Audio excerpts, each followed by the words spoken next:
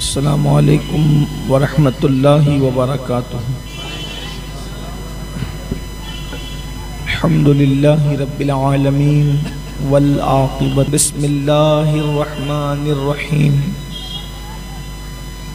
لقد من اللہ علی المؤمنین اذ بعث فیہم صلی اللہ تعالی علیہ وسلم صلی اللہ تعالی علیہ وسلم۔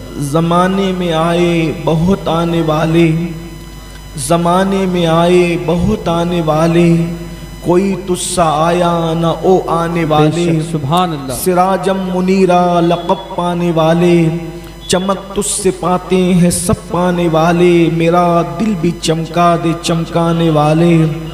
برستا نہیں دیکھ کر ابر رحمت، بدوں پر بھی برسا دے برسانے والے۔ میں مجرم ہوں آقا مجھے ساتھ لے لو، کہ رستے میں ہے جا بجا تھانے والے۔ اب آئی شفاعت کی ساعت، اب آئی ذرا چین لے میرے گھبرانے والے۔ اور رہے گا یوں ہی ان کا چرچا رہے گا، رہے گا یوں ہی ان کا چرچا رہے گا۔ پڑے خاک ہو جائے جل جانے والے، اور تو زندہ ہے واللہ تو زندہ ہے واللہ تو زندہ ہے واللہ تو زندہ ہے واللہ۔ میری چشم عالم سے چھپ جانے والے، میری چشم عالم سے چھپ جانے والے۔ اور رضا نفس دشمن ہے دم میں نہ آنا، کہاں تم نے دیکھے ہیں چندرانے والے۔ آج کی یہ محفل انتہائی اہم ترین شب میں، یعنی شب میلاد مصطفیٰ جان رحمت میں میلاد النبی صلی اللہ علیہ وآلہ وسلم کے حوالے سے انعقاد پذیر ہے۔ حالانکہ آج کی اس شب میں شہر مالیگاؤں میں لوگوں کا مزاج جلسوں میں شرکت کا نہیں، اس لیے کہ عام طور پہ اکثر و بیشتر لوگ اپنے اپنے محلوں اور علاقوں کی سجاوٹ میں مصروف رہتے ہیں، لیکن ہم لوگ اس کے باوجود بھی ہر سال کسی نہ کسی علاقے میں ذکر مولود مصطفیٰ صلی اللہ علیہ وآلہ وسلم کی محفل کرتے ہیں۔ ہمارے بزرگوں کا فرمان ہے کہ اگر کسی جگہ پر حضور علیہ السلام کی مولود شریف پڑھی جائے، حضور کی میلاد پڑھی جائے، تو سال بھر تک وہ جگہ، وہ مقام، وہ مکان چوری ہونے سے، آگ لگنے سے، مصیبتوں سے، بلاؤں سے اور تکلیفوں سے محفوظ کر لی جاتی ہے۔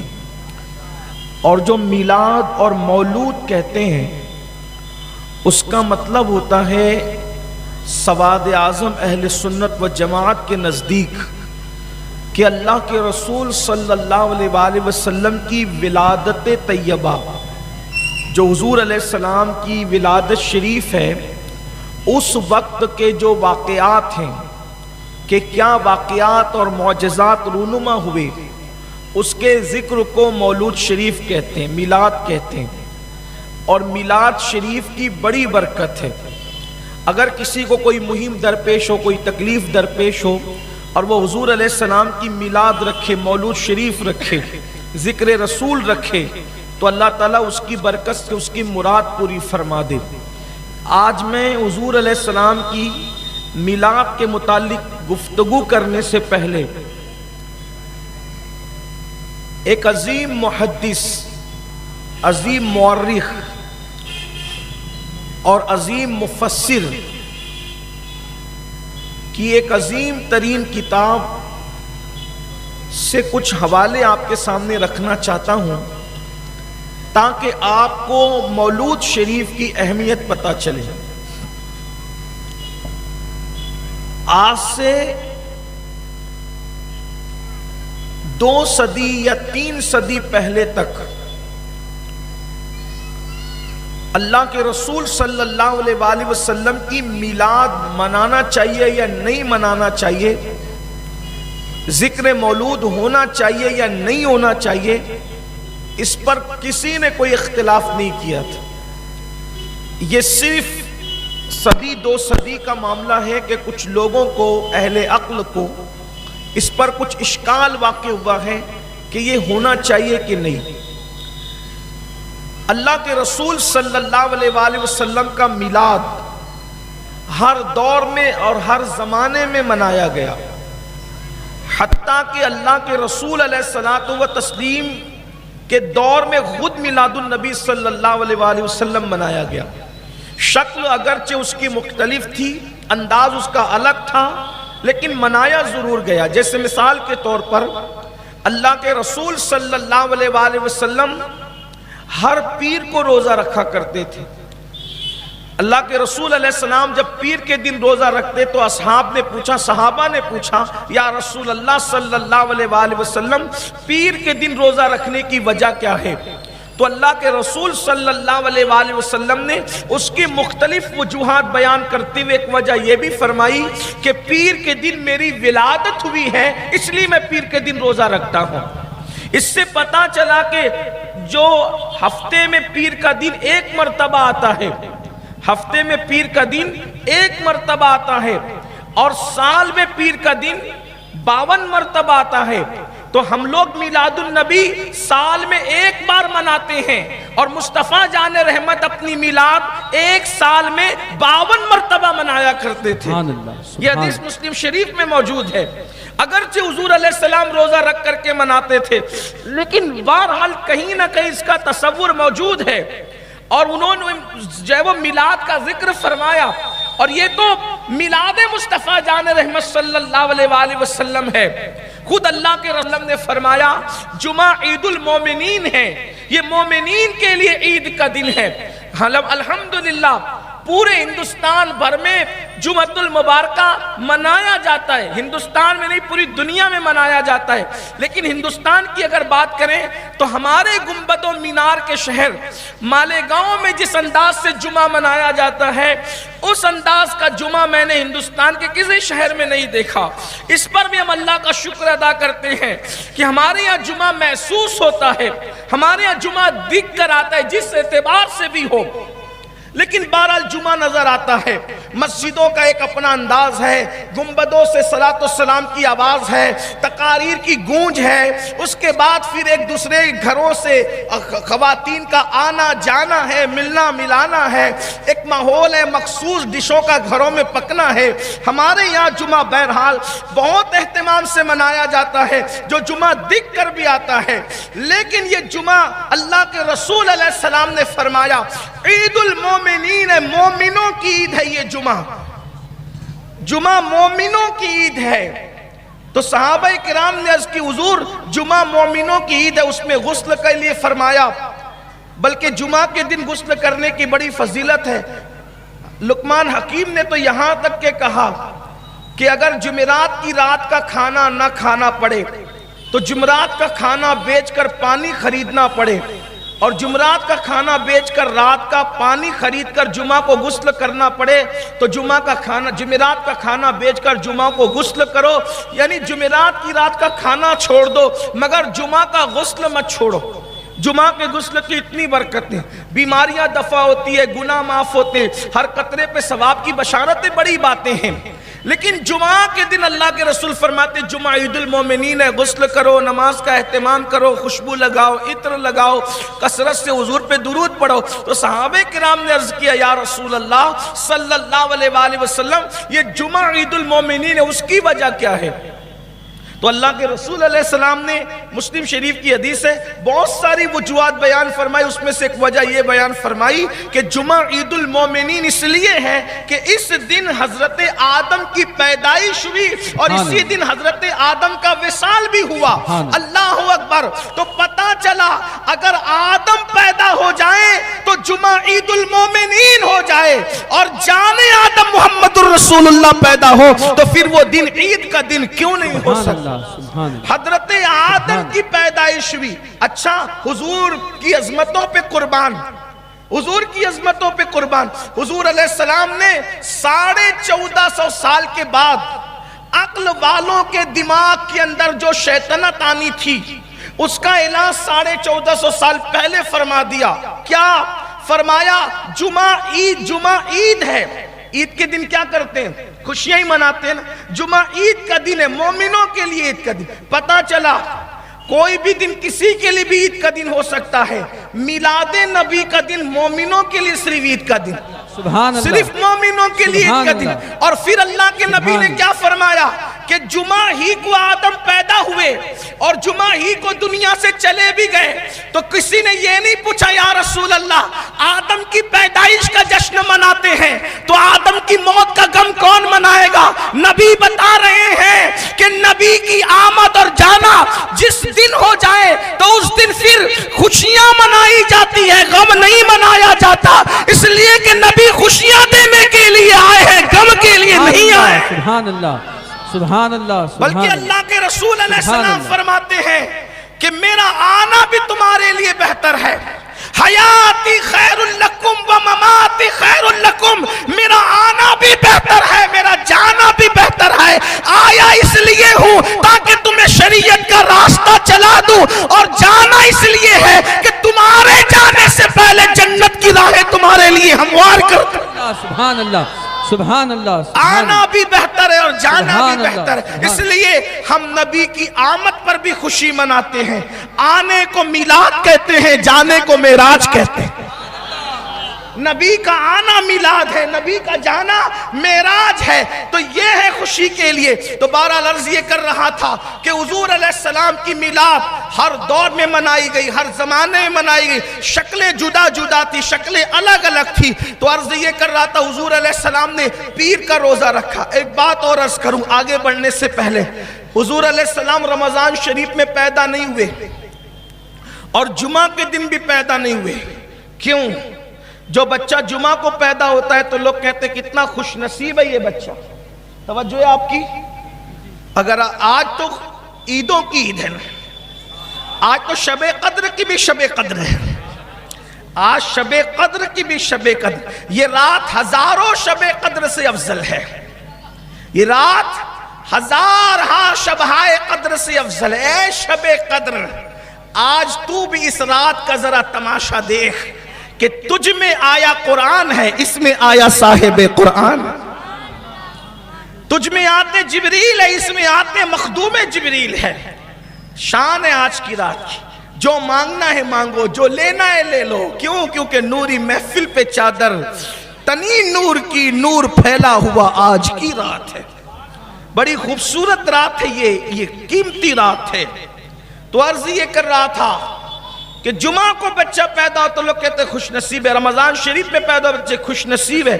اللہ نے انتخاب کیا محبوب تجھے رمضان میں پیدا نہیں کروں گا، تجھے جمعہ کو پیدا نہیں کروں گا. کیوں؟ اس لیے کہ جمعہ کو پیدا ہو تو کوئی لوگ یہ نہ کہیں کہ کتنا خوش نصیب ہے کہ جمعہ کو پیدا ہوا. نا، تجھے جمعہ کو نہیں، دن کی وجہ سے تجھے شرف نہیں ملے گا، مہینے کی وجہ سے تجھے شرف نہیں ملے گا، بلکہ مہینے کو تیری وجہ سے شرف ملے گا. رمضان بھی ربیع الاول کو تکتا ہوگا اور جمعہ بھی پیر کو تکتا ہوگا. کیوں؟ اس لیے کہ ربیع الاول کا مہینہ آمد مصطفیٰ جان رحمت کا مہینہ ہے اور پیر دوشنبہ کا دن مصطفیٰ جان رحمت کی ولادت کا دن ہے. دوشنبہ شریف ہے، بڑی برکت ہے اس کی. جو جانتا ہے وہ جانتا ہے. اس لیے کہ ثواب کے سوداگروں کو کیا پتا کہ عشق والوں کا مزاج کیا ہے. عقل کہہ رہی تھی کہ جان بچانا چاہیے، عشق کہہ رہا تھا کہ آگ میں کود جانا چاہیے. یہی تو بات ہے. تو عرض یہ کر رہا تھا میلاد ہر دور میں منائی گئی، شکلیں الگ الگ تھی. کبھی میلاد روزہ رکھ کر منائی گئی، کبھی میلاد واقعات سنا کر منائی گئی، کبھی میلاد صدقہ کر کے منائی گئی، کبھی میلاد قرآن پڑھ کر منائی گئی، کبھی میلاد رسول اللہ کی احادیث پڑھ کر منائی گئی، کبھی میلاد حلیمہ سے واقعات سن کر منائی گئی، کبھی میلاد گھر میں بیٹھ کے بچوں کو سنا کر منائی گئی، کبھی میلاد حضور کے بچپن کے واقعات ذکر کر کے منائی گئی. پھر کبھی میلاد جب اور دور آگے بڑھا تو جلوس نکال کے منائی گئی، کبھی میلاد نعتوں کی محفل سجا کے منائی گئی، کبھی میلاد جو ہے وہ قندیلیں روشن کر کے منائی گئی، کبھی میلاد چراغ روشن کر کے منائی گئی، کبھی میلاد علماء مشائخ مل کر تقاریر کر کے منائی گئی، کبھی میلاد مرغ ذبح کر کے اور کھجوریں تقسیم کر کے، گیہوں تقسیم کر کے الگ الگ انداز سے منائی گئی، یہاں تک کہ ابن حجر مفتی اعظم مکہ، اپنے دور کے مفتی اعظم مکہ شیخ الاسلام والمسلمین علامہ ابن حجر مکی نے یہاں تک لکھا کہ جب میلاد کا دن آیا تو سیدنا صدیق اکبر نے 100 اونٹ ذبح کیے۔ امام جلال الدین سیوطی نے الحاوی للفتاوی میں لکھا صدیق اکبر نے 100 اونٹ ذبح کیے۔ امام سیوطی نے لکھا سیدنا ابو ہریرہ رضی اللہ تعالیٰ عنہ حضور کی میلاد کے دن جو ہے وہ آپ نے گیہوں تقسیم فرمائے، یہ ہوتا رہا۔ اب آئیے میلاد منانے پہ ملتا کیا ہے، اس کو پڑھنا چاہتا ہوں۔ کتاب کا نام ہے نعمت الکبریٰ، مصنف مفتی اعظم مکہ شیخ الاسلام والمسلمین حضرت علامہ ابن حجر مکی شافعی قادری رحمت اللہ تعالی علیہ، بڑی شور آفاق تصنیف ہے۔ انہوں نے صدیق اکبر کا قول نقل کیا، لکھتے ہیں کہ افضل البشر بعد الانبیاء بالتحقیق سیدنا ابو بکر صدیق رضی اللہ تعالیٰ عنہ فرماتے ہیں کہ جس نے میلاد النبی پر 1 درہم بھی خرچ کیا، صدیق اکبر کہہ رہے ہیں جس نے میلاد النبی پر 1 درہم خرچ کیا وہ جنت میں میرے ساتھ داخل کیا جائے گا۔ 1 درہم خرچ کیا، صدیق اکبر کہہ رہے ہیں وہ میرے ساتھ جنت میں جائے گا۔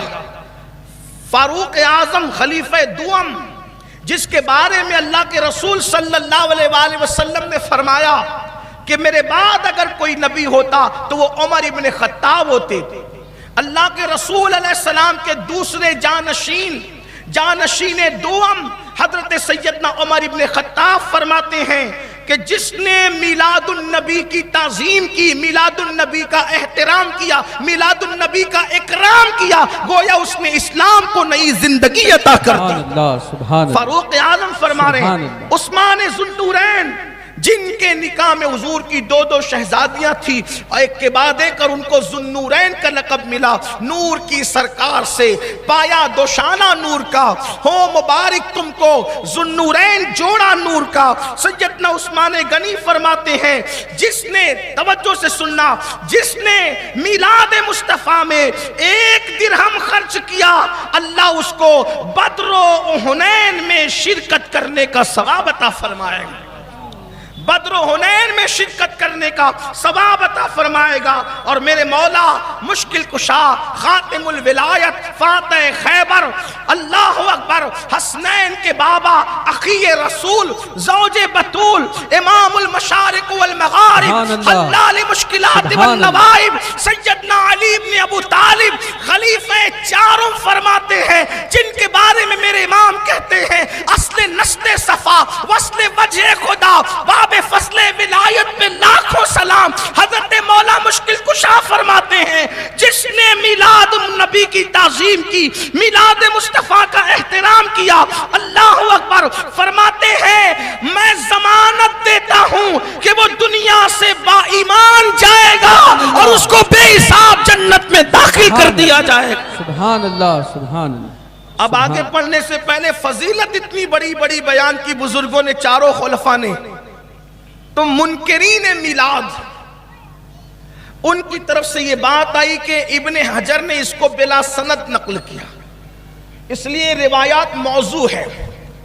موضوع اس کو کہتے ہیں کیونکہ بعد میں یہ کلپ ہو سکتا ہے، یہ شاید کاٹ پیٹ کے لوگ چلائیں گے بھی، تو پھر لوگ کہیں گے دیکھو موضوع روایت پڑھ دی، موضوع پڑھ دی، موضوع پڑھ دی۔ لوگ تو موضوع بھی صحیح نہیں بول پاتے، پھر وہ بھی کہتے موضوع پڑھ دی۔ ہاں، موضوع میں اور موضوع میں لوگ فرق نہیں کرتے۔ تو آج میرا موضوع نہیں ہے، آج تو میرا موضوع میلاد النبی ہے۔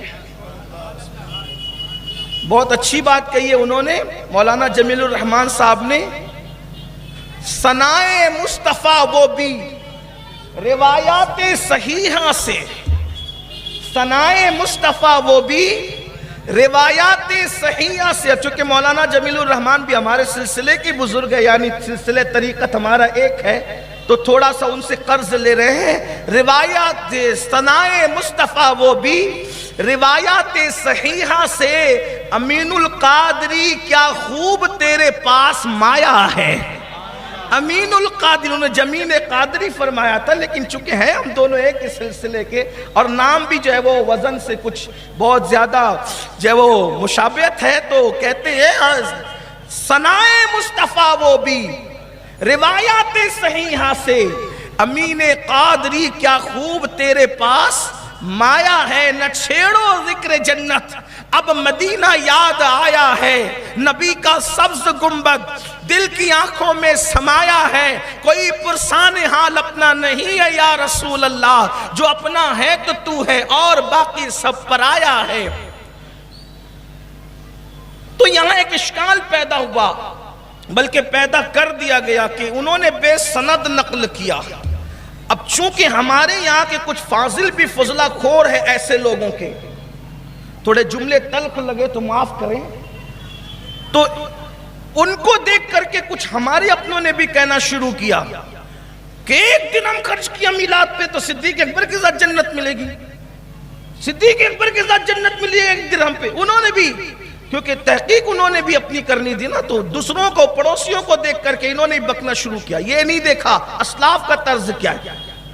میری نظر میں کوئی ہے نہیں، لیکن جنہوں نے بھی کیا میں کسی کو جانتا نہیں ہوں، مگر بات آپ کے سامنے ہمارے اپنے بھی کچھ انہیں تو بات کرنی تھی، کہہ دی یہ بھی موضوع ہے، ابن حجر نے کیسے کہہ دیا، ابن حجر نے کیسے کہہ دیا. لیکن یاد رکھنا کہ جو لوگ جدید تحقیق کے نام پہ اسلاف کی روش کو ترک کر رہے ہیں، کل انہیں خون کے آنسو رونا پڑے گا. ایک محقق صاحب نے تو یہاں تک کہہ دیا کہ رسول اللہ کے دور میں میلاد ہوتا کہاں تھا، تو جو یہ درہم و دینار خرچ کرنے کی بات آئی، یہ کب ہوتا تھا، وہ کب ہوتا تھا. میں خود بھی تھوڑا پریشان ہو گیا، کیونکہ میں کوئی محقق آدمی نہیں، تو میں تو اپنے بزرگوں کے نقش قدم پر تیرے غلاموں کا نقش قدم رائے خدا، وہ کیا بہک سکے جو یہ سراغ لے کے چلے. میں نے بھی کئی جگہ یہ روایت پڑھ دی، میں تھوڑا پریشان سا ہوا، یا اللہ میں نے تو ابن حجر پر اعتماد کیا تھا، اب دور حاضر کے کچھ نابالغ محققین اس طرح کی بات کر رہے ہیں تو میں کروں کیا. تو پھر میں تلاش میں لگا، تو پھر مجھے ایک ایسی ہستی ملی جس کی علمی تحقیق فی زمانہ، اس زمانے میں بھی علمی تحقیق عرب و عجم میں ہے، جس کو صرف ازہری نہیں کہا جاتا بلکہ فخر ازہر کہا جاتا ہے. تاج الشریعہ، بدر الطریقہ، امام المحققین علامہ اختر رضا خان صاحب ازہری رحمت اللہ علیہ سے کسی نے سوال کیا کہ ابن حجر نے جو نعمت الکبریٰ میں لکھا کہ ایک درہم میلاد پہ خرچ کرے تو صدیق اکبر کے ساتھ جنت میں داخلہ ملے گا، اس کی سند کیا ہے؟ اور اس کو دیکھ کر کے کچھ محققین نام نہاد کہتے ہیں کہ یہ موضوع ہے، تو پھر اس کی سند کیا ہے؟ قربان علامہ ازہری کے مزار پر اللہ رحمت و نور کی برسات فرمائے. اپنے بزرگوں کے سچے وارث، امام اہل سنت کے علوم کے سچے وارث، کیا جملہ کہا آپ نے، اور وہ جملہ کہہ کر ہمارے کلیجوں کو اور عشاق کے کلیجوں کو ٹھنڈا کر دیا. فرمایا ابن حجر کے قول پر لوگ سند مانگتے ہیں، ابن حجر کا لکھ دینا ہی ہمارے لیے سب سے بڑی سند ہے. سبحان اللہ، سبحان اللہ. ابن حجر نے کہہ دیا ہمارے لیے سند ہے، اس سے بڑھ کے کہاں سند لائے. اور پھر آپ نے فرمایا محدثین جو روایت لیتے ہیں ان کا اپنا انداز ہے، اور صوفیہ جو روایت لیتے ہیں وہ لوگ کشف سے بھی روایت لے لیتے ہیں. اسی لیے بہت مقام پر جہاں تک محدث نہیں پہنچ پاتا، صوفیہ کشف کے ذریعے سے اس کو حاصل کر لیتے. اسی لیے ابن عربی جو روایتیں بیان کرتے ہیں بہت ساری جگہ نہیں ملتی، علامہ حضرت داتا علی حجویری بیان کرتے ہیں بہت ساری جگہ نہیں ملتی، امام غزالی بیان کرتے ہیں بہت ساری جگہ نہیں ملتی. کیوں؟ اس لیے کہ محدثین کا انداز ایک اپنا ہے، وہ بھی بڑا محتاط ہے، لیکن صوفیہ کا، اولیاء اللہ کا جو انداز ہے وہ کشف کے ذریعے سے بھی حاصل کر لیتے ہیں. بلکہ میلاد کے منکرین بھی کہتے ہیں کہ علامہ امداد اللہ مہاجر مکی رحمت اللہ علیہ کو جب کسی حدیث پر اشکال ہوتا تو وہ ڈائریکٹ رسول اللہ سے پوچھ لیا کرتے تھے. تو جب بات آپ بھی مانتے ہیں تو پھر ہم بھی یہ کہتے ہیں حاجی امداد اللہ صاحب اگر پوچھ سکتے ہیں تو ابن حجر کو بھی تو پوچھنے کے لیے یہ میدان جو ہے اس کی اجازت ہے. بہرحال تو عرض یہ کر رہا تھا تھا. اس طرح کے اشکالات لوگ پیدا کرتے رہے ہیں. لیکن میلاد پر کتنی بڑی برکت کی بات ہے. صدیق اکبر کہہ رہے ہیں کہ میلاد میں, اب میں نے چونکہ تاج الشریعہ کا حوالہ پڑھ دیا, اب میں اس پر آپ کے سامنے عرض کرنا چاہتا ہوں کہ صدیق اکبر کہہ رہے ہیں کہ 1 درہم جس نے میلاد میں خرچ کیا وہ میرے ساتھ جنت میں جائے گا. فاروق اعظم کہہ رہے گویا اس نے اسلام کو زندہ کر دیا. عثمان غنی کہہ رہے بدر و حنین میں شرکت کا اجر اللہ اس کو عطا فرمائے گا. مولا مشکل کشا تو کہہ رہے ہیں ایمان پر خاتمہ ہوگا انشاءاللہ اور وہ بے حساب جنت میں جائے گا. کتنا بڑا کرم ہے. اس لیے میلاد مناؤ فلاح پاؤ, میلاد مناؤ فلاح پاؤ, میلاد مناؤ جنت میں جاؤ, میلاد مناؤ مصطفیٰ جان رحمت کا قرب پاؤ. اب یہاں ایک اشکال یہ پیدا ہو رہا ہے کہ بھئی صدیق اکبر کے ساتھ 1 درہم خرچ کرنے پہ جنت کیسے مل سکتی. تو مجھے ایک دوسری روایت یاد آئی. الامن والعلا میں امام اہل سنت نے اس حدیث کو لکھا, اور بھی جگہ لکھی. توجہ کرنا, حضرت یوسف علیہ السلام جب دنیا سے جانے لگے تو ان کی قوم میں جھگڑا ہو گیا. ابھی یہ حدیث میں نہیں آیا ہے جو میں پڑھنے جا رہا ہوں, اس کا میں پہلے بیک گراؤنڈ بیان کر رہا ہوں, پہلے اس کو سنیں پھر اس کے بعد حدیث پر آتے. یوسف علیہ السلام جب دنیا سے جانے لگے تو قوم میں جھگڑا ہوا. سب یوسف علیہ السلام کو چاہتے تھے, پورا مصر چاہتا تھا, احسانات تھے حضرت یوسف علیہ السلام. تو اس وقت کسی نے کہا میرے محلے میں یوسف علیہ السلام کو دفن کیا جائے, ہمارے محلے میں کیا جائے, ہمارے محلے میں کیا جائے, ہمارے سب اپنے اپنے محلے میں چاہتے تھے. دیکھو کتنے اچھے لوگ تھے اس دور کے کہ بزرگوں کے وصال کے بعد وہ چاہتے تھے ہمارے محلے میں. آج کل کے لوگ بزرگوں کے وصال کے بعد چاہتے کہ میرے محلے میں نہیں. ایسا بھی ہے, جیتے جی چاہتے تھے لیکن مرنے کے بعد میرے محلے میں نہیں. یہ حالات بدلتے رہتے.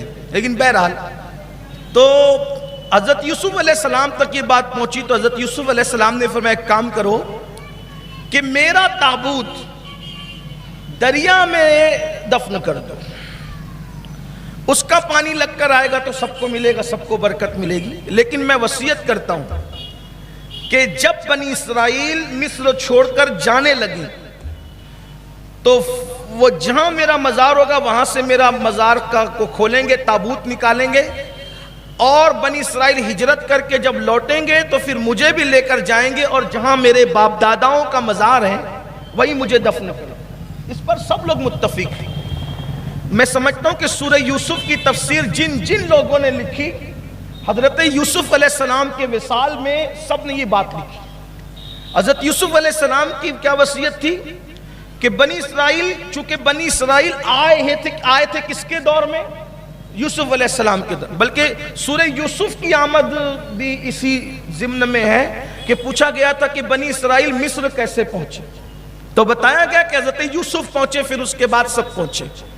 تو حضرت یوسف علیہ السلام کے علم میں یہ بات تھی کہ ایک دن بنی اسرائیل جیسے آ جائیں ویسے ایک دن ان کو ہجرت کر کے واپس جانا پڑے گا. تو آپ نے کہا کہ جب بنی اسرائیل جائیں گے تو مجھے بھی ساتھ لے جائیں گے, یہ وصیت ہے. بہرحال حضرت یوسف علیہ السلام کا مزار رہا, پانی بہتا رہا اور لوگ اس سے برکت حاصل کرتے رہے. اس سے پتہ چلا, دیکھیے روایت تو پڑھی جاتی ہے لیکن اس سے کچھ روشنی بھی لی جاتی ہے نا. تو یعنی یوسف علیہ السلام کے مزار سے پانی لگ کر گزرتا رہا تو یوں کہہ لیں اپنی مستی میں اور ذوق اور عشق و محبت کی بولی میں کہ مزار یوسف کا غسل ہوتا رہا اور وہ غسالہ اب دنیا پیتی رہی, ہے نا. ہاں, تو اس سے پتہ چلا کہ مزارات سے بھی کچھ تبرکات لوگ لیتے رہے. لیکن بہرحال حضرت یوسف علیہ السلام کے دور میں خوش نصیبی یہ تھی کہ 1857 کے بعد کا کوئی مولوی فرقہ اس دور میں انگریزوں نے نہیں بنایا تھا, نہ انگریز اس دور کے اس طرح کے تھے. بہرحال چھوڑ دیں اس بات کو, کوئی بات نہیں کرتے. لیکن دور بدلتے تو حالات بدلتے. اب وہ پانی پیتے رہے, برکت اٹھاتے رہے. حضرت یوسف علیہ السلام کے مزار کو دیکھنے والے, تدفین کو دیکھنے والے گزرتے رہے. پھر دور آیا حضرت موسیٰ علیہ السلام کا. موسیٰ علیہ السلام کے دور میں اللہ نے بنی اسرائیل کو ہجرت کا حکم دیا. حضرت موسیٰ پہ وہی آئی, اب مصر چھوڑ دیں, کیونکہ فرعون کو ڈبانا تھا, غرق کروانا تھا. تو کہا کہ آپ یہ بستی چھوڑ دیں, سارے بنی اسرائیل کو لے کر آپ نکلے. اب نکلے تو دریا پار کرنا تھا، تو وہ وصیت چونکہ نسلن بعد نسلن نسلن بعد نسلن نسلن بعد نسلن چلی آ رہی تھی کہ جب بنی اسرائیل جائیں گے تابوت یوسف کو ساتھ لے کر جائیں گے، تو پیچھے ادھر فرعون کا لشکر ہے، آگے دریا ہے، اور اس وقت وصیت یاد آئی ہے کہ یوسف علیہ السلام کو ساتھ لے جانا ہے۔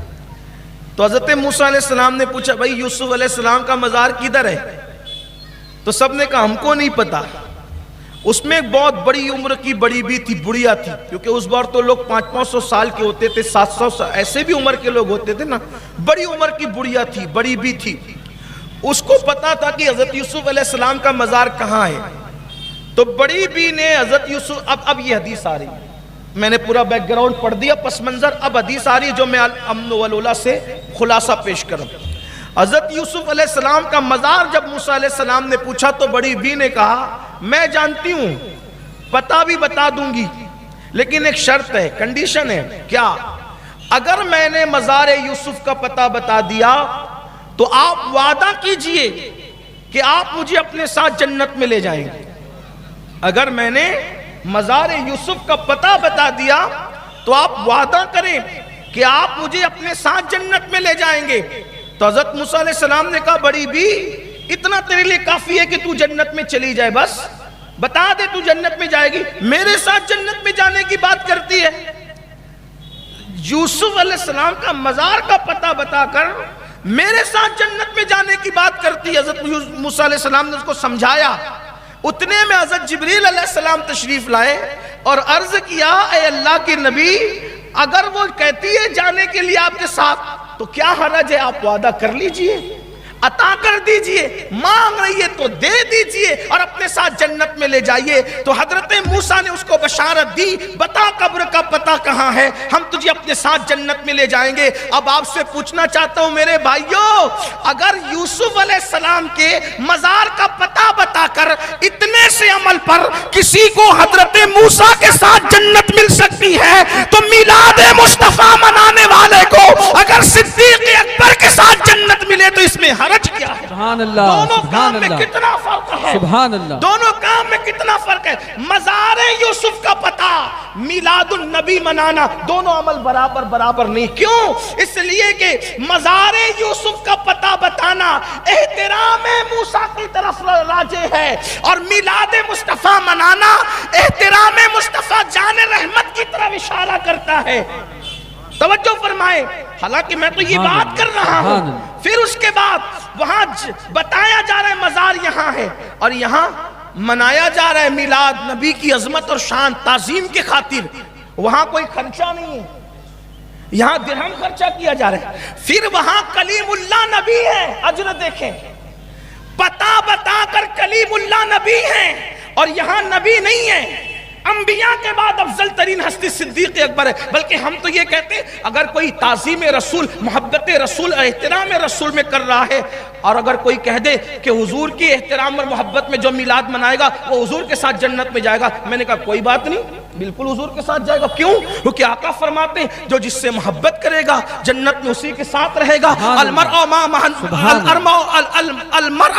من احبا، کہ جو جس سے محبت کرے گا اس کے ساتھ وہ جنت میں رہے گا۔ تو بتاؤ میلاد محبت میں منائی جاتی ہے کہ نفرت میں منائی جاتی ہے؟ تو یہ میلاد نبی جو ہے محبت رسول میں منائی جا رہی، یہ اشارہ ہے محبت کی طرف، اور آقا فرما رہے ہیں المرء مع من احبا، جو جس سے محبت کرے گا اسی کے ساتھ جنت میں رہے گا۔ تو یہ نشانی محبت ہے، جو دنیا میں محبت رسول میں میلاد مصطفیٰ کرے گا اگر اس کی محبت واقعی سچی ہے تو انشاءاللہ تعالی اس کو رسول اللہ کا ساتھ جنت میں نصیب ہو۔ حضور کی میلاد یہ، تو آئیے اب ذرا وہ میلاد کیا ہے اس پر ایک دو بات ہے۔ یہ تو میں نے پڑھ دیا، اسی لیے کل میلاد کا دن ہے، کاروبار بند رکھیے گا اور خوب دھوم دھام سے کل میلاد، کل 12 ربیع الاول ہے، کل ربیع الاول شریف کی 12 تاریخ ہے، عیدوں کی عید کل ہی ہے، دھوم دھام سے مناؤ، کل مناؤ، نعتوں کی محفل سجاؤ، قرآن خوانی کرو، پرچم لگاؤ، جھنڈا لگاؤ۔ آپ کا گھر سونا سونا نہیں رہنا چاہیے۔ یہ للے چوک بڑا سجتا تھا، پتہ نہیں یہ کیوں سونا آج ہے، کل سجائیں گے، ٹھیک ہے اللہ کرے، لیکن یاد رکھیے کون کب آئے گا یہ پتہ نہیں۔ لیکن میلاد النبی تو تاریخ پر ہی ہے نا. شب میلاد تو آج ہی، چراغاں میں آج ہی کرنا ہے، کل بھی کر لیں پرسوں بھی کر لیں، اچھی بات ہے، لیکن مین شب آج ہے. کم سے کم گھروں کا لائٹ جلا کے رکھو، پرچم لگاؤ. لوگ کہتے ہیں اس سے کیا ہوتا ہے؟ میں کہتا ہوں کچھ علامتیں ہوتی ہیں محبت کی. ہر سال کہتا ہوں لوگوں سے، 100 لوگ بھول جاتے ہیں. ابھی میں ایک جگہ گیا تو میں نے لوگوں سے پوچھا پچھلے سال آیا تھا تو کیا بیان کیا تھا؟ تو وہاں کے علماء اور منتظمین نے کہا ایسے، وہ حضرت بھول گئے. میں کہا اس کا مطلب جب تم بھول گئے تو پبلک بھی بھول گئی ہوگی. پھر چلو پھر کچھ بھی جو بیان کرنا چاہیں گے کر دیں گے. ٹھیک ہے، بیٹھے. کس کا بچہ ہے؟ بیٹھے. حضور کو بچوں سے بڑی محبت تھی. بھائی کوئی ضروری ہماری بچے اسٹیج پر آ کے بیٹھے ہیں؟ جو بھی حضور کی امتی کا بچہ ہے وہ بیٹھ سکتا ہے. بچوں سے حضور کو پیار بہت تھا.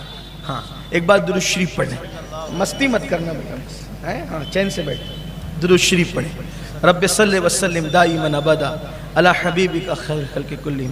حضور سب سے محبت کرتے تھے، بچوں سے زیادہ. مدینہ منورہ کے چھوٹے چھوٹے بچے حضور کے ہاتھ پکڑ پکڑ کے کھینچتے تھے، کہتے تھے حضور ہمارے گھر چلیے نا، کھانا کھا لیجئے. اور حضور علیہ السلام کو بھوک لگی ہوتی تھی تو حضور ان بچوں کے کہنے پہ چلے جاتے. حضور علیہ السلام محلے کے بچوں کو، صحابہ کے بچوں کو خاص وقت عطا کرتے اور باغ میں حضور بیٹھ جاتے تھے اور بچے سب دوڑ لگاتے تھے، ریس لگاتے تھے اور سب دوڑتے ہوئے آتے تھے. کوئی سینے پہ گرتا، کوئی پیٹ پہ گرتا، کوئی کہاں گرتا، کوئی. حضور مسکراتے تھے. آج لوگ اپنے بچوں سے پیار نہیں کرتے، پڑوسیوں کے بچوں سے کیا کریں؟ بہرحال دین بھول گئے لوگ. دین اپنے باپ سے پیار نہیں کرتے اور دوسروں کے بچوں سے کیا پیار کریں؟ یہ حال ہے. آج باپ سے بھی پیار. قیامت کی نشانیوں میں سے نشانی ہے، قیامت کی نشانیوں میں سے ایک نشانی ہے کہ لوگ دوستوں سے پیار کریں گے، باپ سے پیار نہیں کریں گے. یہ آج وقت آ گیا. باپ کو چھوڑ کے بھاگتے ہیں اور دوستوں کے ساتھ رات کے 3 بجے تک ہوٹل کی کرسیاں توڑتے بیٹھے رہتے ہیں. دوستوں کے ساتھ بیٹھو اچھی بات ہے، لیکن باپ وہ ہے جس کو پیار سے دیکھو تو اللہ مقبول حج کا ثواب عطا فرمائے. تو چلے میں یہ عرض کر رہا تھا کہ آج شب میلاد، اصل شب میلاد آج ہے. آج اہتمام کیجئے، رات بھر جگی. ہم نے تو پروگرام رکھا ہے جو ہر سال اپنا رہتا ہے، رات 12 بجے سے لے کے صبح صادق تک. یہ ہزاروں شب قدر سے افضل رات ہے آج. یہ صرف ہم لوگوں نے نہیں کہا بلکہ مولوی اشرف علی تھانوی جیسے لوگوں نے بھی لکھا. نشر الطب کے اندر وہ لکھا گیا ہے کہ حضور علیہ السلام کی آمد کی رات 1000 ہاں شبہائے قدر سے افضل ہے. یاد رکھیے، بڑی برکت ہے اس کی، بہت برکت ہے اس رات کی. اور بزرگوں نے، شاہ عبدالعزیز فرماتے ہیں کہ جب شب میلاد آتی ہے تو میں محفل میلاد کا انعقاد کرتا ہوں اور حضور پر سلام پڑھتا ہوں، وہ ایک کیف و سرور پاتا ہوں. شیخ محقق شیخ عبدالحق محدث دہلوی لکھتے ہیں کہ میرے کسی عمل پر مجھے اعتماد نہیں ہے، لیکن جب میں میلاد پڑھتا ہوں تو کھڑے ہو کر آخری میں سلام پڑھتا ہوں. مجھے اللہ کی ذات سے امید ہے کوئی بھی عمل رد ہو سکتا ہے، میلاد مصطفیٰ والا عمل رد نہیں ہو سکتا. اسی کے صدقے اللہ مجھے نجات عطا فرمائے. شیخ محقق جسے شیخ محقق کہتے ہیں، محقق علی الاطلاق شیخ عبدالحق محدث دہلوی، وہ فرماتے ہیں. تو کچھ عرض یہ کر رہا تھا کہ کل کاروبار بھی ہمارے بند رہنے چاہیے. کل میلاد ہے، 12 تاریخ کل ہے. کل بھی کاروبار بند رکھیے، نعتوں کی محفل سجائیے، مسجدوں میں قرآن خوانی کیجئے، ذکر رسول کیجئے. گھروں میں بیٹھ کر ذکر رسول کرنے پر کوئی پابندی نہیں ہے. کل محلے میں نعتوں کی محفل سجانے پر کل کوئی پابندی نہیں ہے. مسجدوں کے اندر قرآن خوانی کرنے پر کل کوئی پابندی نہیں ہے. تو کل ہم جو کر سکتے ہیں، کل ہم جو شریعت کی حدود میں رہ کے کر سکتے ہیں تو اس کام کو کر لیں. اور جس کے کرنے پر دن کی تبدیلی ہے پھر اس میں آپ کی اپنی طبیعت ہے. لیکن جو کر سکتے صدقہ کل کریں، مٹھائی تقسیم کریں، غریبوں میں کپڑے تقسیم کریں اور شال تقسیم کریں، یتیموں پر شفقت کریں، بیواؤں کا سہارا بنیں. یعنی جو نیک کام کر سکتے ہیں کل کی تاریخ میں سب کریں. یہ آپ کر لیں. باقی پھر جو بات کی بات ہے وہ بات کی بات ہے، لیکن جو کل کر سکتے ہیں وہ آپ کو کرنا ہے. کاروبار ہی بند رکھنا ہے آپ کو. سجاوٹ بھی ہو سکتا ہے تو گھر جا کے کریں، بلب لگائیں، جھنڈے لہرائیں. یہ جھنڈے کوئی معمولی چیز نہیں ہے. اللہ کے رسول کی ولادت ہوئی تو 3 جھنڈے جبریل لے کر کے آئے. سرور القلوب میں امام المتکلمین علامہ نقی علی خان نے بھی لکھا، شیخ محقق شیخ عبدالحق محدث دہلوی نے بھی لکھا، ابن الجوزی نے بھی لکھا، ابن حجر نے بھی لکھا، اسی طریقے سے اور بھی بڑے بڑے بزرگوں نے لکھا کہ جب آقا کی ولادت ہوئی تو جبریل 3 جھنڈے لے کر آئے، ایک حضرت آمینہ کے گھر پہ لگایا، ایک کعبہ کی چھت پہ لگایا اور ایک بیت المقدس پہ لگایا، اور ایک روایت ایک مشرق میں لگایا، ایک مغرب میں لگایا، ایک کعبے کی چھت پہ لگایا۔ تو میں یہاں پر آ کر کے گویا کہ یہاں اس نتیجے میں پہنچتا ہوں، آمینہ سیدہ کے گھر پہ لگایا، اشارہ مل گیا کہ گھروں پہ جھنڈا لگانا چاہیے، جبریل نے لگایا علیہ السلام۔ اب اس کی روایت جو حدیث کی سند اس میں جو ہے اس پر علماء نے کلام بھی کیا ہے، لیکن ضعیف احادیث جو ہے وہ اعمال کی فضیلت بیان کرنے میں معتبر اور مستند ہوتی ہے، ٹھیک ہے، گڑی ہوئی نہیں ہونا چاہیے، اور اس سے فضیلت بیان کی جا سکتی ہے، اعمال کے فضائل بیان کیے جا سکتے ہیں۔ تو سیدہ آمینہ کے گھر پہ لگایا، مطلب گھروں پہ جھنڈا لگا سکتے ہیں، کعبے پہ لگایا مطلب آمد رسول پر مسجد پہ بھی جھنڈا لگا سکتے ہیں، اور بیت المقدس پہ لگایا، وہاں انبیاء کے مزارات تھے، پتہ چلا کہ مزارات پہ بھی جھنڈے لگا سکتے ہیں۔ دوسری روایت ہے مشرق میں لگایا، مغرب میں لگایا، کعبے پہ لگایا۔ تو مشرق و مغرب میں کیوں لگایا؟ کیونکہ حکومتوں کا یہ دستور ہے، دستور کہ جس کی حکومت جہاں سے جہاں تک ہوتی ہے سرحد پہ جھنڈے ہوتے ہیں۔ جیسے ہمارے ہندوستان کا جھنڈا اس سرحد پر بھی لہرتا ہے، اس سرحد پر بھی لہرتا ہے، اور جہاں تک جھنڈا لہرتا ہے لوگوں کو پتہ ہے یہاں تک ہندوستان کی سرحد ہے۔ تو گویا کہ مشرق میں بھی جھنڈا لگ گیا، مغرب میں بھی لگ گیا، کعبے کی چھت پہ بھی لگ گیا۔ جبریل بتا رہے ہیں مشرق سے لے کے مغرب تک جس کی حکومت ہے اسے آمینہ کا لال محمد الرسول اللہ کہتے ہیں۔ اور اب کعبے پر بتوں کی حکومت نہیں چلے گی، کعبے پر رب کعبہ محمد الرسول اللہ صلی اللہ تعالی علیہ وآلہ وسلم جو تشریف لائے، رب کعبہ کے محبوب، رب کعبہ کے حبیب محمد الرسول اللہ، اب ان کی حکومت چلے گی، اور وہ پاک کر دیں گے کعبہ کو، اور کعبۃ اللہ شریف کو بتوں کی نجاستوں سے ختم کر دیں گے، بتوں کی حکومت یہاں سے ختم ہو جائے گی۔ پرچم لہرائیے، روشنی کیجئے، چراغاں کیجئے، اس کی برکتیں آپ کو سال بھر تک ملے گی۔ کاروبار بند رکھیے، جہاں تک میری آواز پہنچ رہی، کاروبار 1 سال ہم نے دیکھا کہ لوگوں نے کہا محرم شریف میں نہیں بند کرنا، عاشورہ کو نہیں بند کرنا، تو لوگوں کو علماء کہتے رہے ایسا مت کرو، بند کیے نہیں کیا، کچھ لوگوں نے سال بھر تک پریشان تھے، پھر لوگوں ٹھکانے پر آ گئے۔ یاد رکھنا اللہ والوں کے معاملے میں رکاوٹ مت بنو، ایک دن بند کرنے سے کون سا تمہارا نقصان ہو جائے گا؟ باپ مرتا ہے تو بند کر ہی دیتے ہیں، بیٹے کی شادی ہوتی تو بند کر ہی دیتے ہیں، تو جب باپ کی موت پہ بیٹے کی شادی بھی بند کر سکتے ہو تو حضور علیہ السلام کے نام پہ بھی بند کر سکتے ہیں۔ انشاءاللہ کریم آقا اتنا عطا کریں گے کہ رہتی دنیا تک کے سلسلہ چلتا رہے گا۔ وہ تو ایسے ہیں، میرے امام کہتے ہیں کہ کریم ایسا ملا کہ جس کے کھلے ہیں ہاتھ اور بھرے خزانے، بتاؤ اے مفلسوں کے پھر کیوں تمہارا دل اضطراب میں ہے، کون دیتا ہے دینے کو منہ چاہیے، دینے والا ہے سچا ہمارا نبی، اور وہاں کیا جود و کرم ہے، شہ بتا تیرا نہیں سنتا ہی نہیں مانگنے والا تیرا۔ تو میلاد کی بات چل رہی تھی، میلاد کی شب کی اہمیت ہم نے آپ کو بتا دی۔ ایک بات میلاد کے حوالے سے سن لیں، میں اپنی بات پوری کرتا ہوں، ٹائم جو ہے وہ ختم ہونے کے قریب ہے۔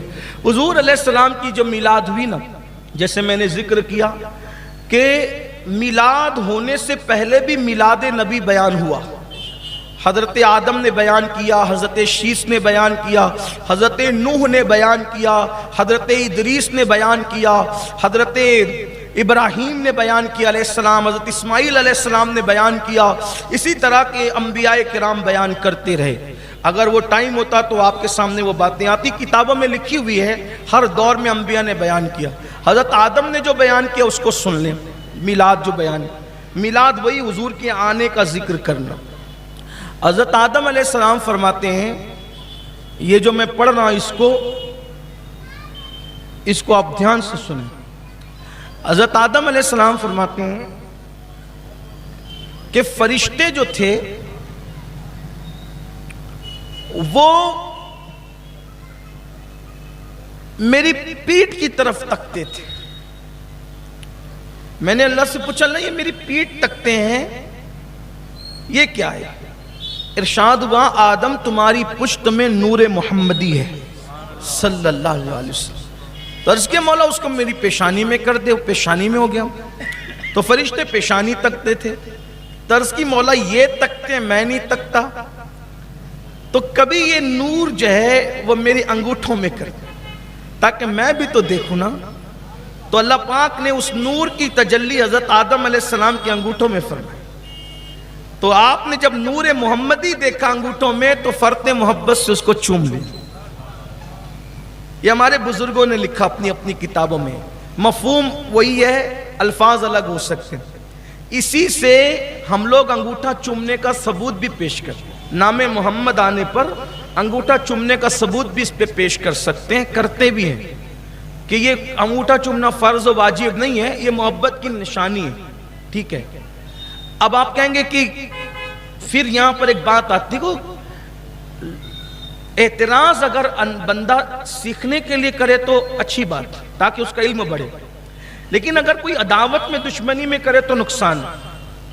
تو اب آپ کہیں گے کہ بھئی وہ حضرت آدم نے تو چوما تو ان کو تو نور نظر آ گیا ہے نا, اور تم کو کون سا نور نظر آتا ہے, یہ بات. تو پھر یہاں پر کوئی عاشق یہ کہے گا کہ آپ جب حج پہ جاتے ہو تو شیطان کو کنکری کیوں مارتے ہو؟ تو کہا کہ وہ تو حضرت آدم کی سنت, حضرت ابراہیم کی سنت ہے. تو کہا حضرت ابراہیم کی سنت ہے کہ ہم بھی مانتے ہیں اور ہم مارتے بھی ہیں, ہم مانتے بھی ہیں مارتے بھی ہیں, لیکن کیوں مارتے ہو؟ کہ ابراہیم علیہ السلام نے مارا. تو کیوں مارا؟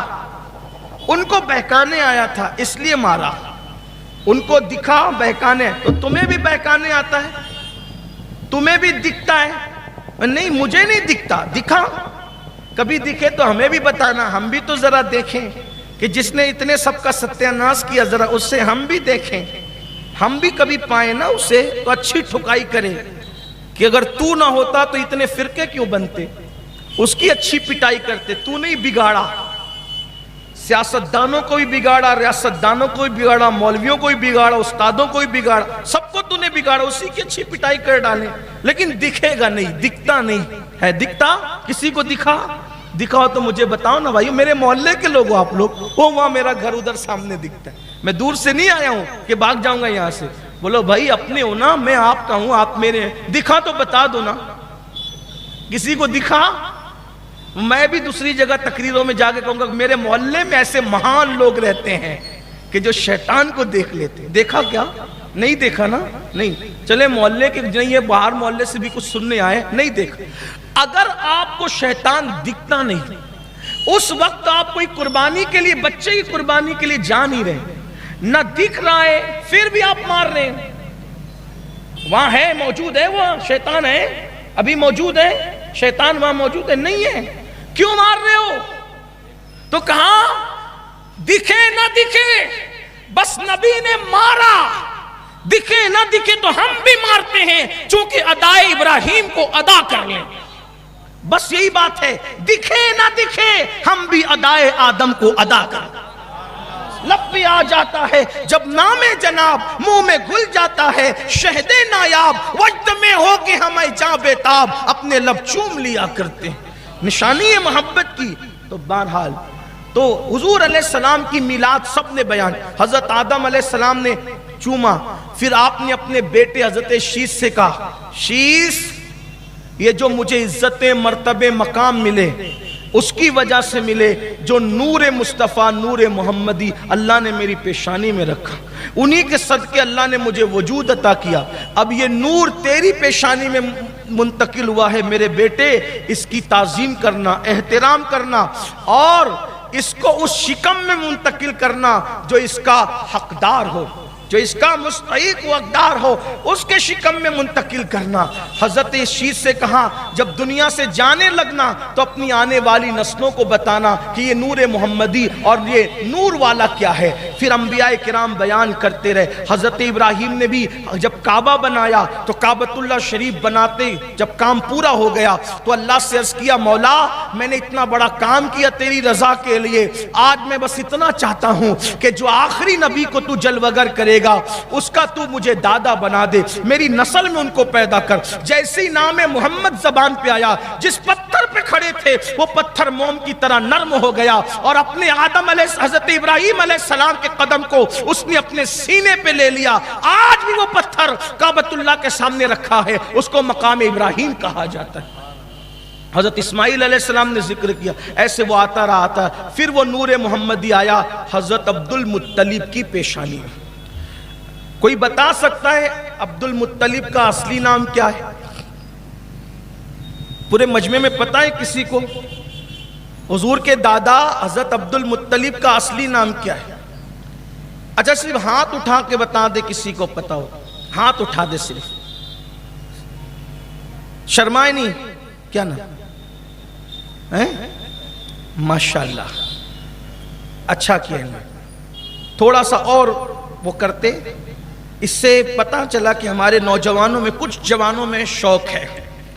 ان کا نام تھا شیبۃ الحمد. اصل نام ان کا نام شیبۃ الحمد. شیبۃ الحمد ان کا نام تو شیبہ رکھا گیا تھا, لیکن شیبۃ الحمد ان کا نام اس لیے پڑ گیا کہ وہ اتنے خوبصورت تھے. نور محمدی جو ان کی پیشانی میں تھا کہ جو دیکھتا تھا ان کی تعریف کرنے پہ مجبور ہو جاتا تھا. تو ان کو کہا جاتا تھا شیبۃ الحمد. اس سے نوجوانوں سے یہ بھی کہتا ہوں, آپ کو ہیرو, ہیروئن, اداکار, اداکارہ سب کے حسب نسب پتہ ہے. حضور علیہ السلام کے بارے میں بھی کچھ سیکھیے, اس پہ بھی دلچسپی لیجئے, سیرت کو پڑھیے. اللہ پاک اس جوان کو جزائے خیر دے, برکت دے. لیکن پھر کہتا ہوں شیبۃ الحمد نام تھا, بہت خوبصورت تھے, حسین تھے, جمیل تھے, اور حسن و جمال ہونے کی وجہ سے ان کو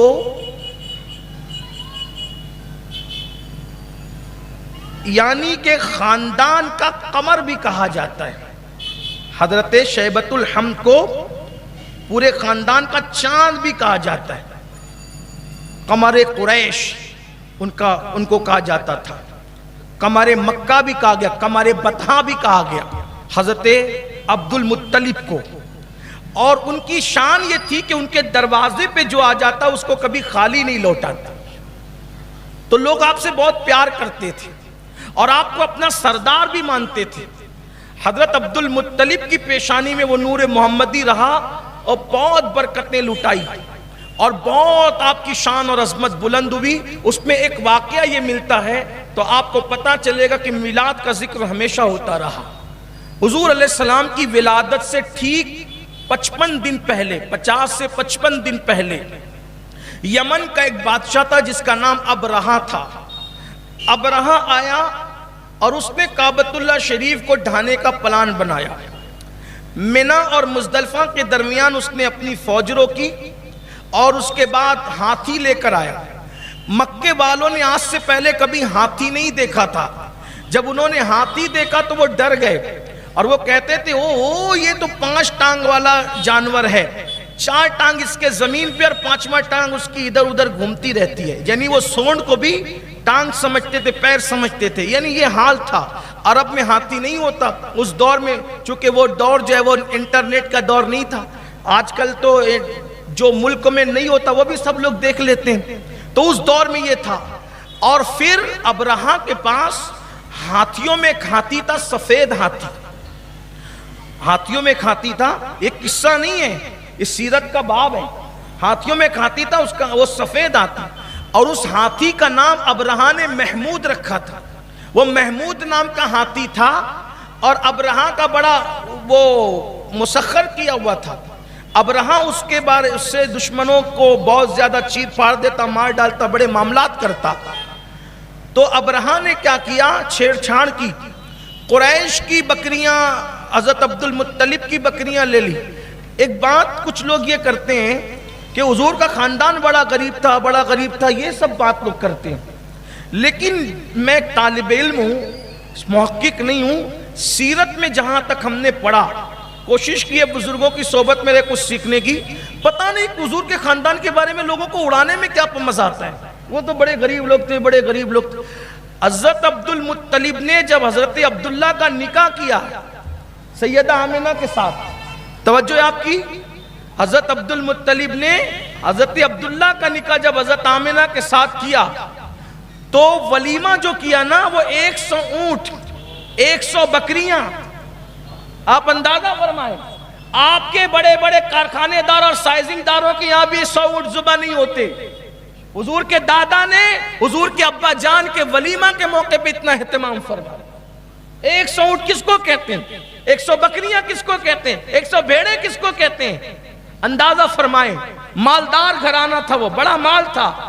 اور حضور علیہ السلام کے پردادا کو تو ہاشم کہتے ہیں. ہاشم کا مطلب کیا ہوتا ہے؟ ہاشم بھی ان کا نام نہیں ہے، کیونکہ جب لوگ قحط میں مبتلا ہوئے تو آپ جب وہ اونٹ کے گوشت کے سالن میں روٹی کے ٹکڑے ڈبو ڈبو کر اور اس کو چورنا سمجھتے ہیں، چور کر سرید بنا کر وہ بھوکے لوگوں کو کھلاتے تھے.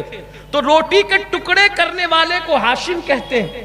تو روٹی کے ٹکڑے کر کر کے لوگوں کو کھلانے کی وجہ سے لوگ ان کو ہاشم کہتے تھے. یعنی یہ وہ ہے جو روٹی کے ٹکڑوں پر لوگوں کو پالتا ہے.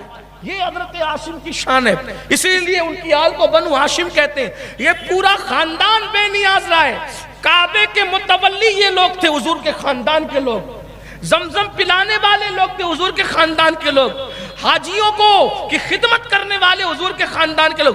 ابو جہل کو یہی تو تکلیف تھی کہ اکرمہ نے پوچھا، ابا یہ جو چھپ چھپ کر تم محمد سے قرآن سنتے ہو یہ صحیح ہے کہ غلط ہے؟ تو ابو جہل نے کہا، بیٹا وہ صحیح ہے. کہا پھر جب صحیح ہے تو قبول کیوں نہیں کر لیتے؟ کہا متولی تو وہ ہے، سقایت تو ان کے پاس ہے، وقایت تو ان کے پاس ہے، یہ تو ان کے پاس ہے، وہ تو ان کے پاس ہے، سبھی تو ان کے پاس ہے. کلمہ پڑھیں گے تو غلام بننا پڑے گا، یہ بھی ان کے پاس سرداری بھی چلی جائے گی، اس لیے کلمہ نہیں پڑھتے. یہ حال تھا حضور کا خاندان ہمیشہ حال. اور جبریل علیہ السلام تو کہہ چکے، کہتے ہیں کہ میں نے مشرق دیکھا، مغرب دیکھا، شمال دیکھا، جنوب دیکھا، آپ جیسا کسی کو نہیں دیکھا. ہر دور میں حضور کا جو خاندان رہا ہے وہ ہمیشہ انفرادی شان سے رہا ہے. ہمیشہ دیکھو حضور کے خاندان کا مطلب کیا؟ آدم کے سب بیٹے. حضور کے خاندان کا مطلب جس کی پیشانی میں نور ہے وہ خاندان رسول ہے. شیش الگ شان کے تھے. توجہ ہے، آدم کے سارے بیٹے بیٹی کے ساتھ پیدا ہوئے. جس کی پیشانی میں نور محمد تھا وہ بغیر بیٹی کے ساتھ پیدا ہوئے. حضرت شیش کی کوئی لڑکی ساتھ نہیں لائے، ورنہ ایک لڑکا ایک لڑکی پیدا ہوتی تھی. جس کی پیشانی میں نور محمد تھا، قدرت کو گوارا نہ ہوا اس کے ساتھ کوئی جڑوا بن کر کے پیدا ہو. اللہ نے اس کو بھی بے مثل و بے مثال بنایا. جب شیش نور محمدی لے کر آئے تو یوں بے مثلیت ہے تو محمد الرسول اللہ کی بے مثلیت کا عالم کیا ہو. وہ کمال حسن حضور ہے کہ گمان نقص جہاں نہیں. یہی پھول خار سے دور ہے، یہی شمع ہے کہ دھواں نہیں. تو عرض یہ کر رہا تھا، پھر حضرت نوح بے مثل بے مثال ان کی پیشانی میں گیا. حضرت اسماعیل ذبح کیے جا رہے، چھری نہیں چل رہی ہے، جنت سے فدیہ آ رہا ہے. یعنی خاندان ہمیشہ بے مثل بے مثال رہا. تو حضرت عبد المطلب کی بکریاں بڑی تھی، چھیڑ چھاڑ کے لیے ابرہہ وہ اٹھا لے گیا. حضرت عبد المطلب نے سوچا کیا کروں. تو آپ کوئے صبیر پر چڑھے. کوئے صبیر یہ کہاں ہے؟ یہ منی کے میدان میں ایک پہاڑی ہے جس کو کوئے صبیر کے، اس پہ چڑھے. وہاں سے کعبہ دکھتا تھا. تو کعبے کو دیکھا تو آپ نے کیا دیکھا کہ اپنی پیشانی سے نور نکلا اور اس نے کعبے کو ڈھانپ لیا. یعنی وہ نور محمدی صدف گوہر آمنہ میں جا چکا تھا، پھر بھی اس کی رانائیاں تھی کہ وہ نور نکلا. اور نور نکل کر کے حضرت عبد المطلب کہتے کعبے کو ڈھانپ لیا. حضرت عبد المطلب آئے اور فرمایا، جس کے صدقے کعبہ بنا ہے وہی کعبے کا محافظ ہے، بے فکر ہو جاؤ. کیونکہ وہ نور جس کی برکتیں میں بچپنے سے دیکھتا تھا، اس نور کو میں نے کعبے پہ چمکتے دیکھا، انشاءاللہ کچھ نہیں ہوگا. اور آپ پھر گئے اپنی بکریاں اور اپنی بھیڑیں لینے کے لیے، اپنے جانور اور مویشی لینے کے لیے ابرہہ کے پاس. تو اس کے خیمے کے پاس محمود کھڑا تھا. محمود یعنی محمود ہاتھی. ٹھیک، اس نے اپنے ہاتھی کا نام محمود رکھا تھا. تو محمود ہاتھی کھڑا تھا اور بڑا خطرناک تھا. ابرہہ بیٹھا ہے خیمے میں، عبد المطلب آ رہے ہیں. تو جیسے ہی محمود ہاتھی نے حضرت عبد المطلب کو آتے دیکھا تو ان کے سامنے وہ سرنڈر ہو کر سجدے میں چلا گیا. ابرہہ نے یہ منظر دیکھا اور حیران ہے کہ میرا ہاتھی اس کو سجدہ کر رہا ہے. تو تھوڑا وہ پریشان ہوا اور پریشان ہونے کے بعد حضرت عبد المطلب گئے تو کہا میں کعبے کا متولی ہوں، تو میرے جانور لے کر آیا ہے، جانور واپس کر۔ تو اس نے کہا ارے آپ کعبے کے متولی ہیں، کعبے کے بارے میں آپ کوئی بات ہی نہیں کرتے، اپنے جانوروں کی آپ کو فکر ہے۔ فرمایا جانور میرے ہیں، میں بچانے آ گیا، کعبہ جس کا ہے وہ خود ہی بچا لے گا۔ اتنا یقین تھا حضور کے دادا۔ اچھا یہ بھی سن لے، پھر کعبے پہ اس وقت تو کون رکھا ہوا تھا؟ لات، حبل، عزا، منات، ہے نا، 360 رکھے ہوئے تھے، ٹھیک ہے۔ لیکن حضرت عبد المطلب یہ نہیں کہہ رہے کہ حبل کعبے کو بچائے گا، لات کعبے کو بچائے گا، منات کعبے کو بچائے گا۔ کیا کہہ رہے ہیں؟ میرا اللہ جو کعبے کا رب ہے، رب کعبہ ہے، وہ بچائے گا۔ وہ پتا چلا حضور کے دادا لات و حبل کو نہیں مانتے تھے، حضور کے دادا جان تو اللہ کو مانتے تھے۔ یعنی حضور کے خاندان میں جو آبا و اجداد تھے وہ کوئی مشرک نہیں ہوا، کوئی کافر نہیں ہوا، ایمان برابر جو ہے وہ ان کے اندر رہا، ہر دور میں ایمان والے رہے۔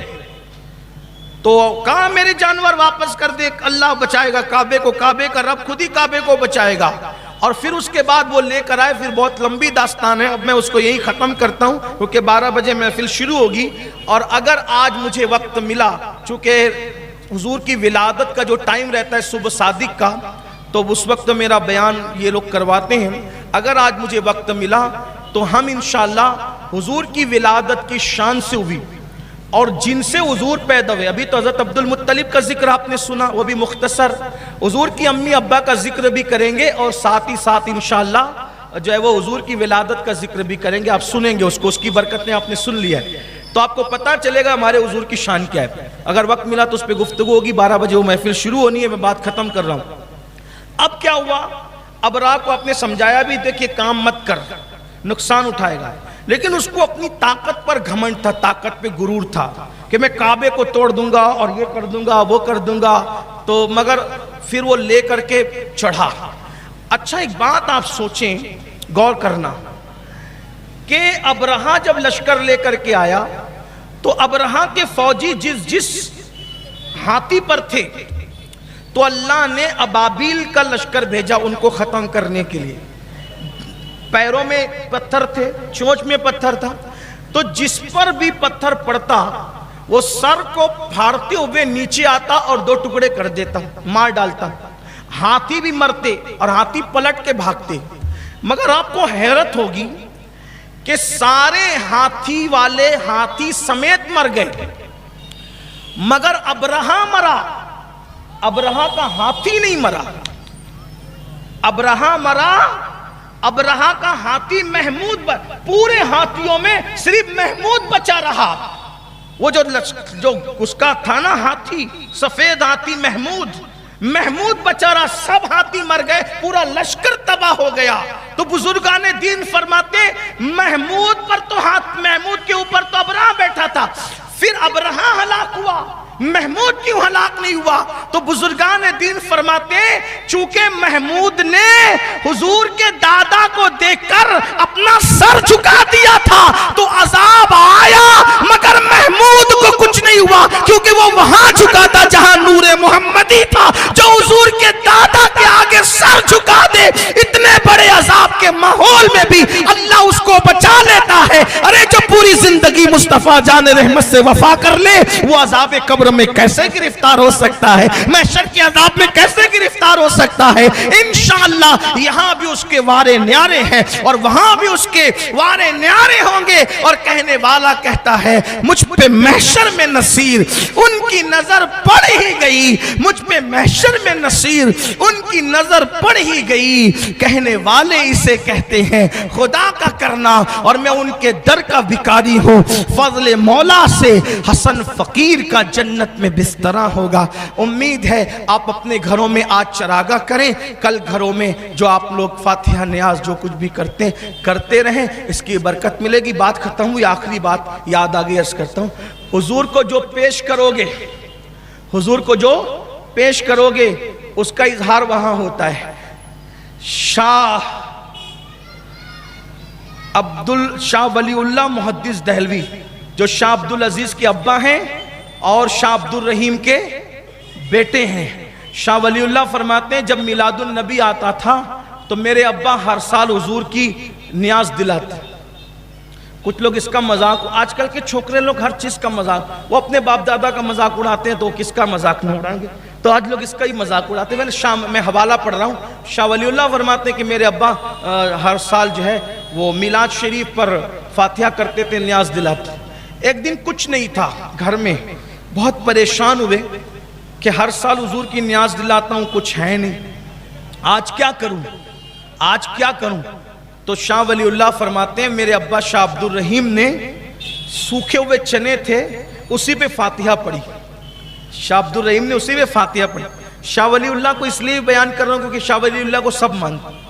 تو اسی فاتحہ پڑھی اور رونے لگے کہ اس سال میں حضور کے لیے کوئی خاص اہتمام نہ کر سکا، کوئی خاص اہتمام انتظام نہ کر سکا. چنے سوکھے ہوئے ہیں، وہ جو بھونے ہوئے چنے ہوتے ہیں اسی کو سوکھے چنے کہتے. سوکھے ہوئے چنے پہ فاتحہ کر دی. روتے روتے آنکھ لگی تو خواب میں رسول اللہ کا دیدار کیا، آقا علیہ السلام کا جلوہ. جب حضور کا دیدار کیا تو کیا دیکھا کہ حضور علیہ السلام سیدنا صدیق اکبر، فاروق اعظم، عثمان غنی، مولا علی کے ساتھ بیٹھے ہیں اور وہی بھونے ہوئے چنے سامنے رکھے اور حضور مسکرا کے کہتے ہیں لو عبد الرحیم نے بہت محبت سے بھیجا ہے. اس لیے گھروں میں نیاز فاتحہ کا اہتمام کرو تاکہ تاریخ ولادت کو نہ بھولے نسلیں. جشن میلاد النبی یوں ہی مناتے رہیے. اللہ تعالی ہم سب کو توفیق بخشے. گفتگو کے درمیان کوئی غلطی ہو تو اللہ معاف فرمائے. استغفر اللہ ربی ان ربی لغفور رحیم وما علینا الا البلاغ.